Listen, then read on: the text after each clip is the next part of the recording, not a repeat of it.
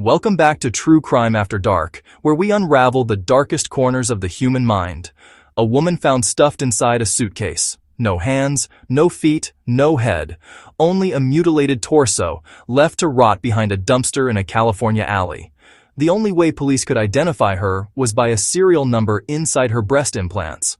And when they did, they uncovered one of the most horrifying betrayals in recent memory. Because this wasn't a missing person case.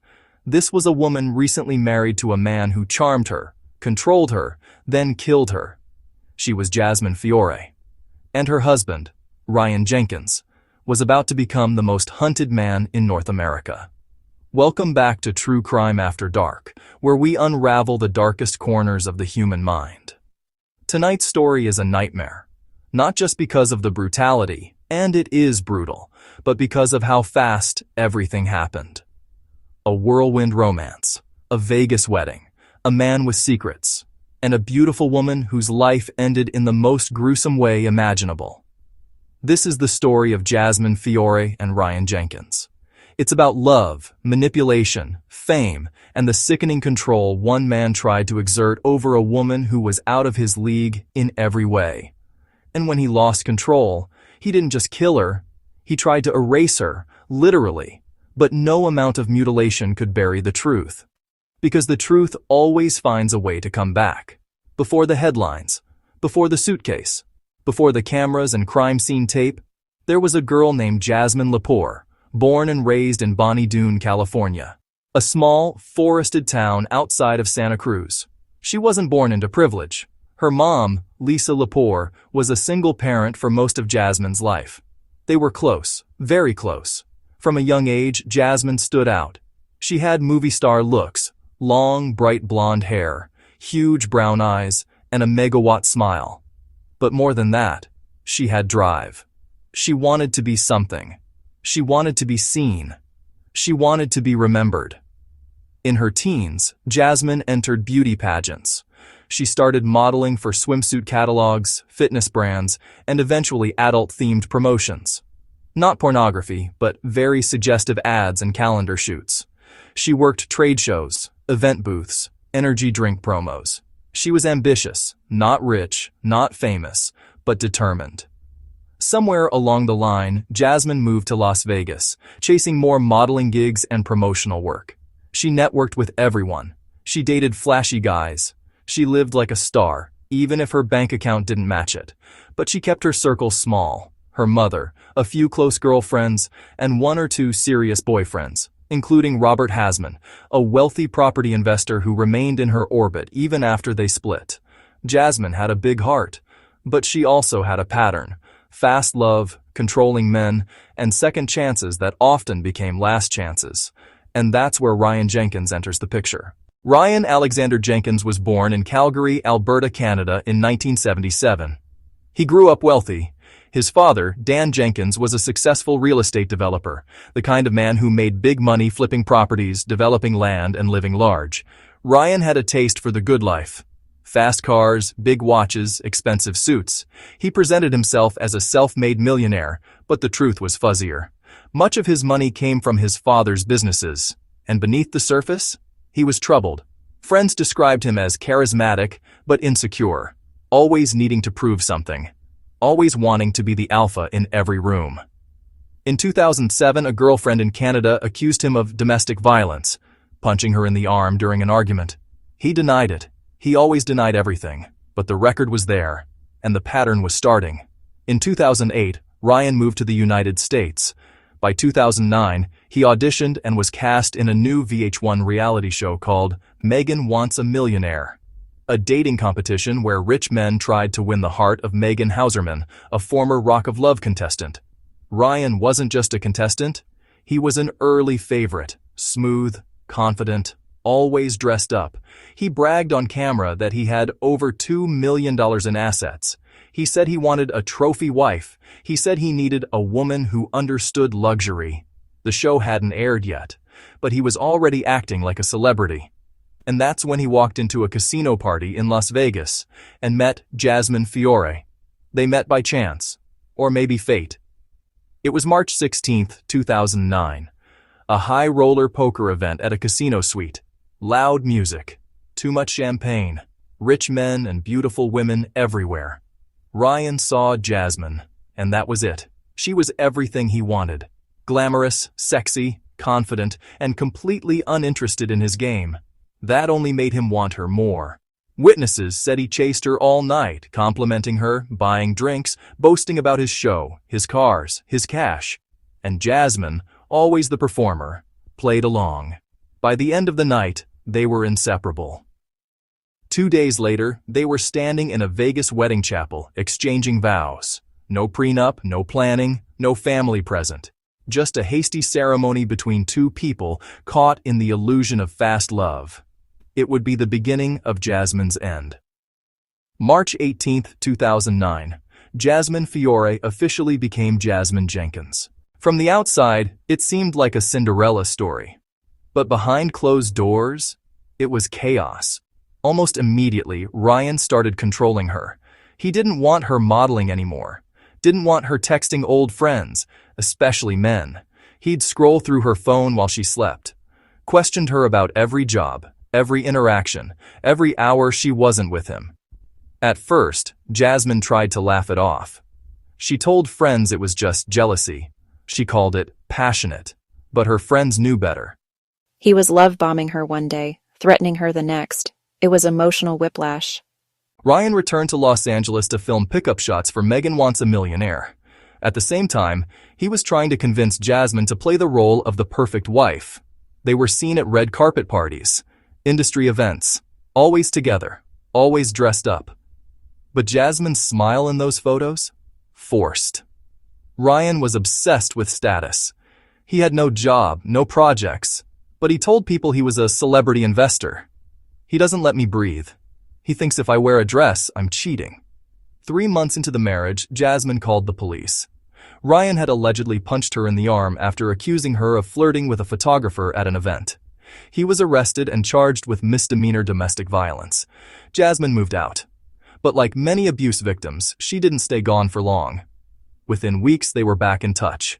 Ryan begged, apologized, promised therapy, promised change. And Jasmine, strong, independent Jasmine, gave him another chance. I think she didn't want to be another divorce statistic. But she was scared. She just didn't want to admit it yet. By July, Jasmine was living in her own condo again, but Ryan was still deeply in her life, obsessively. Jasmine had rekindled casual contact with her ex, Robert Hasman, and they exchanged a few messages. Ryan found out. And his response was chilling. He texted Jasmine, "You lied to me. You will pay for this. You don't know what I'm capable of." It's unclear whether Jasmine saw these messages as dangerous or just emotional manipulation. What's clear is this. By early August, Jasmine told at least 2 friends she was planning to end things with Ryan for good. One friend said she told her, "He's not safe. Something is wrong with him." But Jasmine still agreed to go away with him one last time. For a weekend, to try and talk, to make peace, maybe to say goodbye. It was August 13th. Ryan booked a room at the L'Auberge Del Mar Hotel in San Diego. It was a luxury hotel near the beach, one Jasmine had always loved. They checked in together. Security footage shows Jasmine trailing behind Ryan, arms folded, expression stiff. That night, they attended a poker party at a private club. Witnesses later told police Jasmine was mingling, laughing, talking with other men.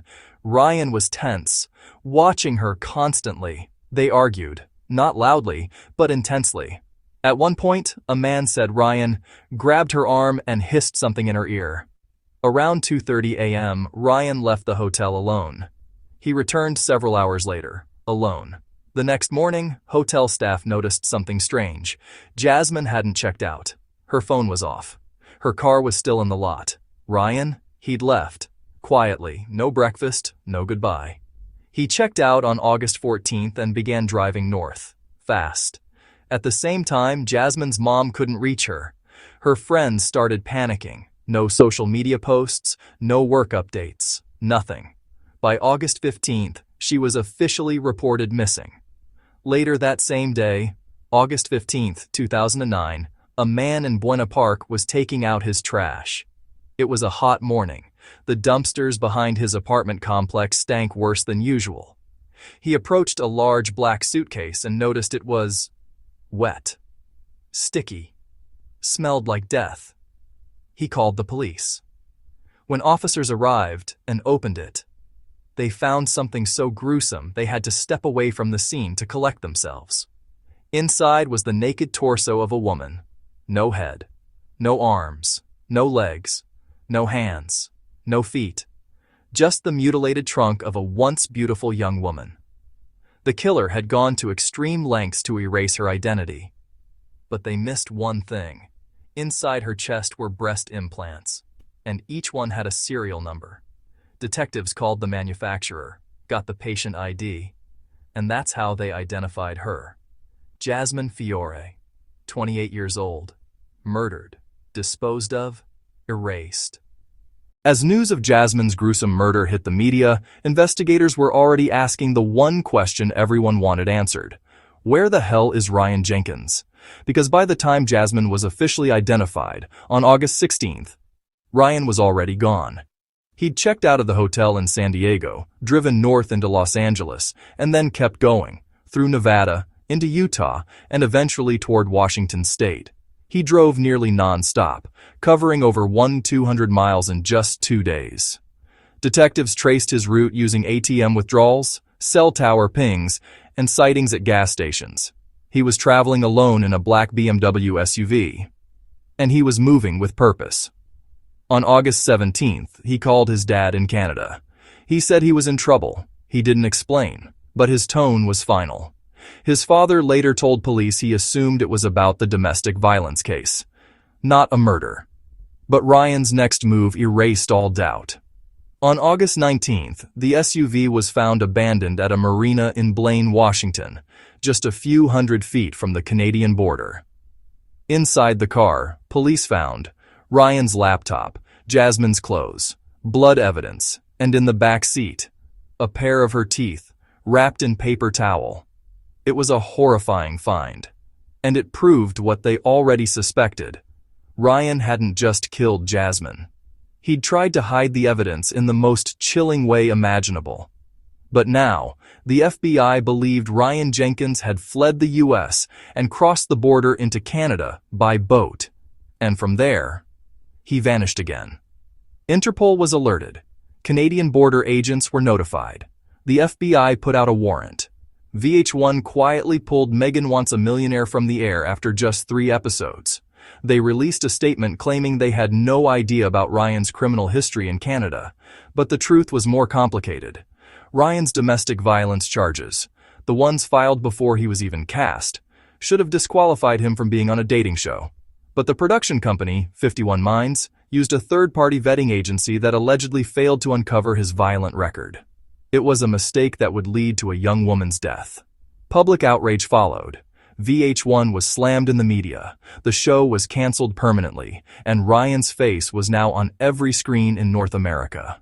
Reporters swarmed Jasmine's mother. Cameras camped outside her condo. Everyone wanted to know, how did this happen? On August 20th, police received a tip from a woman running a small motel in Hope, British Columbia, a remote area surrounded by forests and mountains. She told police a young woman had checked in using her own name, but was accompanied by a nervous man who paid cash and kept his hood up. He looked familiar. She realized later. It was Ryan Jenkins. The woman was his half-sister. They stayed one night. The woman left the next morning. Ryan did not. 2 days later, on August 23rd, the motel manager knocked on room 2. No answer. She used her key to open the door and found Ryan Jenkins hanging from a belt tied to the closet rack. He had taken his own life. On the nightstand, there was a note, a long, rambling message addressed to Jasmine. It was part love letter, part confession, part suicide goodbye. But nowhere in the note did he apologize. Nowhere did he admit guilt. It was all about him. How he hurt. How he couldn't live without her. How he hoped they'd be reunited someday. Investigators were sickened. This wasn't remorse. It was control, even after death. Jasmine Fiore's body was laid to rest in a small private ceremony. Only her mother, a few close friends and relatives were allowed to attend. There were no cameras, no journalists, just silence. He didn't just kill her. He destroyed her body. He erased her face. He tried to make her disappear, but he couldn't, because Jasmine was loved, and she will never be forgotten. Ryan Jenkins's body was returned to his family in Canada. His funeral was quiet. No public statements were made. There was no trial, no defense, no prosecution, no jury. Only a grotesque ending, and a grieving mother left holding pieces of a daughter who had once lit up every room she entered. After the murder, VH1 canceled Megan Wants a Millionaire and pulled another show Ryan had secretly filmed, I Love Money 3, before it ever aired. The production company came under fire. Background check protocols were reevaluated. The industry was exposed for the first time, not just for exploiting fame-hungry people, but for doing so without proper safeguards. Nothing could bring Jasmine back, but the outrage sparked real change. It also changed the way viewers saw reality TV, because Ryan Jenkins had used that image of wealth, of success, of charm to lure Jasmine in. And once he had her, he caged her, controlled her, and finally killed her in one of the most gruesome acts of domestic violence ever reported. If you or someone you know faces domestic abuse, help is available. Check the description for resources and stay safe. There are thousands of women like Jasmine. Strong, independent, beautiful, but trapped in relationships with men who confuse love with ownership, who use affection as a weapon, who smile for cameras but scream behind closed doors. And when those women try to leave, that's often when they're in the most danger. Jasmine Fiore tried to leave. She told friends she was done. She told her mom she was scared. She never got the chance. And yet, she never disappeared. Her killer couldn't erase her. He could only reveal himself for what he really was, a coward. Jasmine Fiore was 28 years old, a daughter, a friend, a fighter, and a woman who should still be here. We will always remember Jasmine Fiore. May she rest in peace. Thank you for watching another Twisted Tuesday true crime story. Don't forget to leave a like, comment where you're watching from, and subscribe to our channel so we can keep telling the stories that matter, even the ones they tried to silence. We'll see you next time, right here, on True Crime After Dark.